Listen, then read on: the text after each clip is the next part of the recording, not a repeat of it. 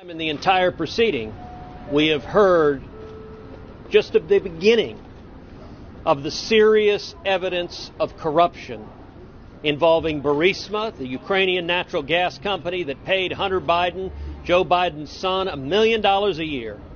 So while Joe Biden, let me answer. I'll answer the question. But question, appreciate it. Let me answer the question without interrupting me, please. You got it. Burisma paid Hunter Biden, Joe Biden's son, $1 million a year, while Hunter Biden threatened Ukraine to withhold $1 billion in aid unless and until they fired the prosecutor investigating his son.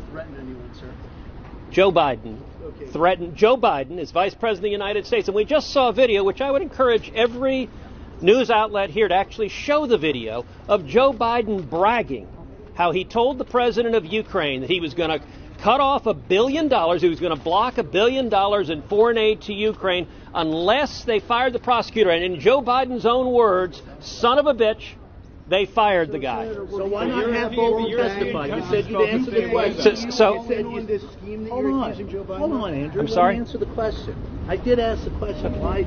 So I get that the press loves to obsess over the latest bombshell.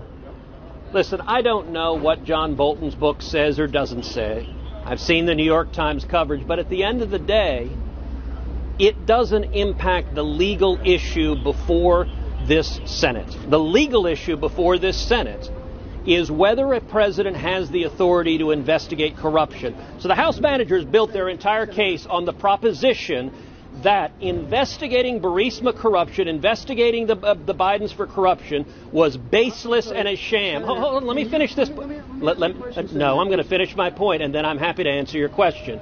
The House managers based their entire case on the proposition that investigating corruption for Burisma and concerning the Bidens was baseless and a sham. That proposition is absurd. We've just seen, they said there wasn't a shred of evidence concerning corruption. We've just seen 2 hours of evidence. And at a minimum, it was not only reasonable and justified, but the president, I think, had an obligation to investigate corruption that potentially extended to the very highest levels of government. Senator, over those 2 hours, none of the president's attorneys mentioned one single possible crime that Hunter or Joe Biden are accused of. Basically, what they said was Hunter Biden got a job.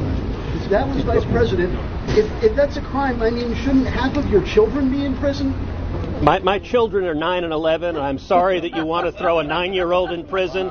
But at this point, my third grader plays basketball and softball at her school. So stop playing the nasty. Stop playing the nasty Washington game. I'm sorry, that's not nasty Washington game. Attacking a 9-year-old? Senator, I have no idea. All right. Senator, we've seen reports about a possible one Republican witness, one Democratic witness. Would you be open to that idea? Look, in my view, additional witnesses are not necessary.